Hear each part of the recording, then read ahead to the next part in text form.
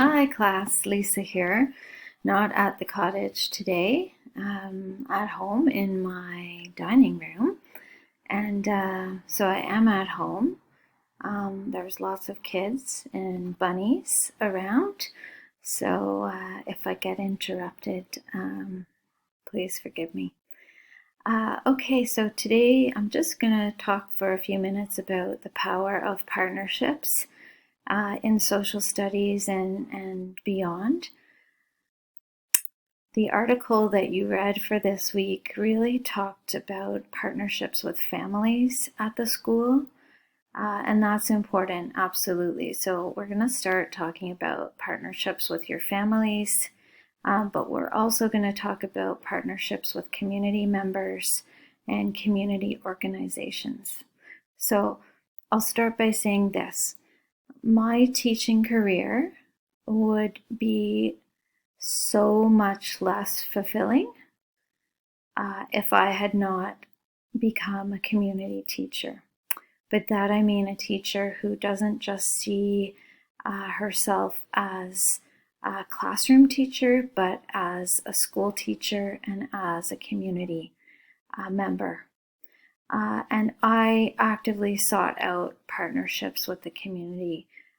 We say partnerships, but I think you could use the word relationships with the community and community members. And does it take work? Absolutely. Does it take organization? Absolutely. But it's so fulfilling for you, your career, and ultimately, importantly, it expands your students' world. It offers your students things that you cannot, that YouTube cannot, that it really helps to connect them to the greater world and to their community. Okay, so I can't say enough about the importance in social studies teaching. If we really think about social studies and history, we're thinking about stories and the stories of people, past, present, the stories of land, the stories of relationships. And what better way to teach about stories than to have the people who know them or who've lived them come in either virtually or in person and tell those stories. So let's start by talking about families.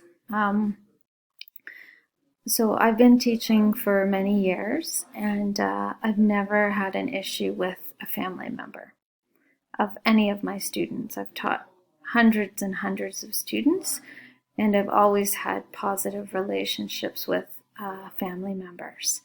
And why is this? Well, because I treat them with respect. I give them the benefit of the doubt. I believe that they're trying to do their best by their kids. And I'm positive with them. You hear a lot of teachers talking negatively about families, about students, their students' parents or guardians, and I just don't believe that engaging in that is helpful. The families of your students are your partners. And you want to establish a really good working relationship with them right off the get-go. Vocabulary is important, so I refer to them as families, not parents, because it's not always parents who are raising up our kids. So the word family is just more inclusive. Communication is key. So I would send out an email every day at the end of the day that I called the Ask About. And what that did was just like a very brief recap of our day so that they had something to ask their kids about. And that went really well. Parents loved it, family members loved it. And what it also did was it put me in their inbox every day. So they could, oh, there's Lisa, I have a question, I have a concern. Other years when I was busier or just,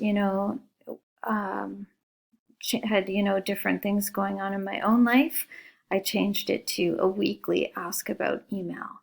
It wasn't a book. It was just, it took me, 20 minutes to create it, and it was well worth the time. So that's key. Let them know what's going on in your class.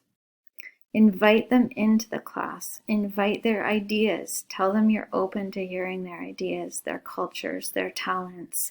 I've had parents come in and give art lessons to my class. I had a parent one year who was a stained glass artist.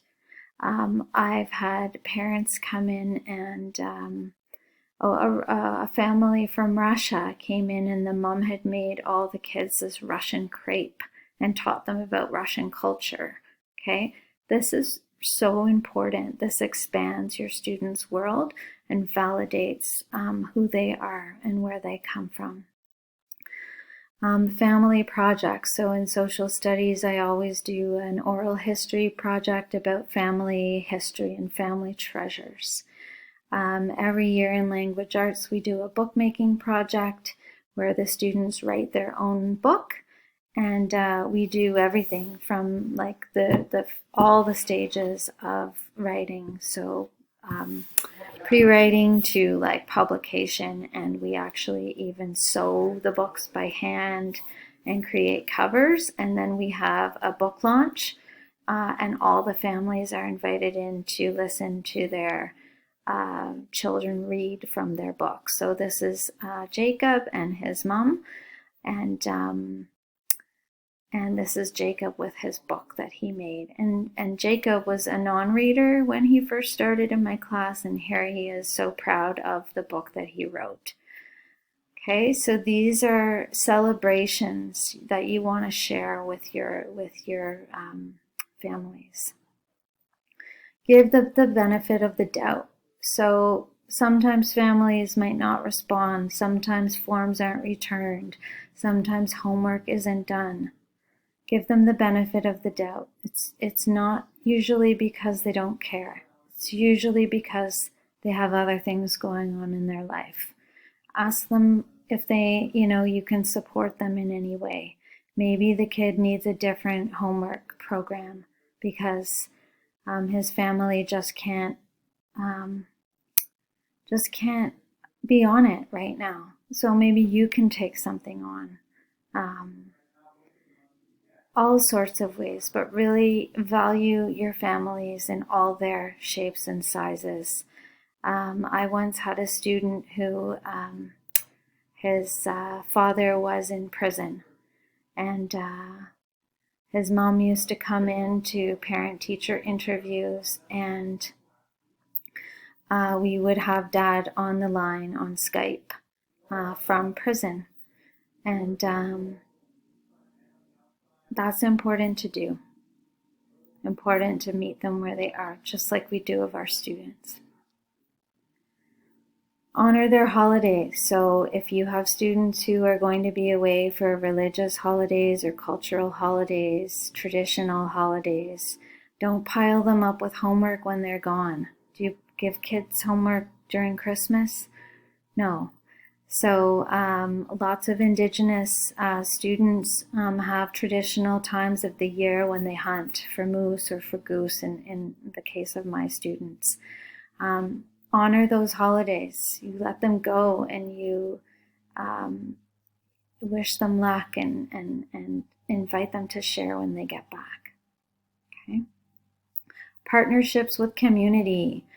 There's so many people out in the community who would be so happy to come into your classroom, either virtually or in person. I ran a program for many, many years called Senior Buddies, and this is a group of senior citizens that I had collected over the years. I knew one, and then she had some friends who wanted to volunteer, and I created a monthly program where these seniors would come into our class and they'd be buddied up with one or two of my students, and together we would write a book. We would produce a book every single year. And again, in social studies, so good for learning about the past. One year we did a book about family stories, and I can't say enough about that. So on my website, sounds so funny. Whoops, it's not up here. I have a whole section. If you go to teaching, there's my class 1 year. I have a whole section here on Senior Buddies.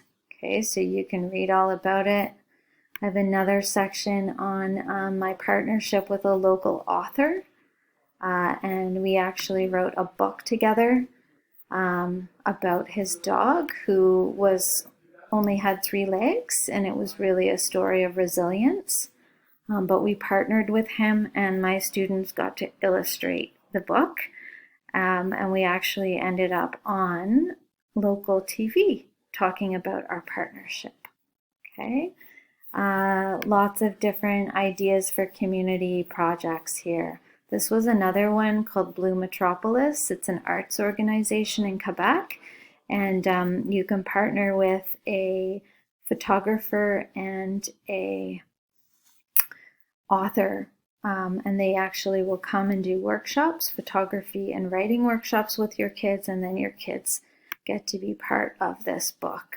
Okay, this was in Quebec, but I know they have programs like this in Ontario too. These are some excerpts of the writing that my kids did and the photography that they did for their book. Okay. The Canadian Teachers Federation and the Ontario Elementary Teachers Federation has a lot of different partnership ideas too. Really, the limit is just your imagination and how much work you're willing to put in. But again, yeah, there's work, but what you get back and what your students get back is so worth it. Also partnerships with consultants from the board, so like outdoor education. I've had a partnership with the teacher at our board for years, and every year my students and I, this is us snowshoeing, get to go out on the land, and it's just amazing. Okay. We've had MPPs come into our class. We've had city councilors.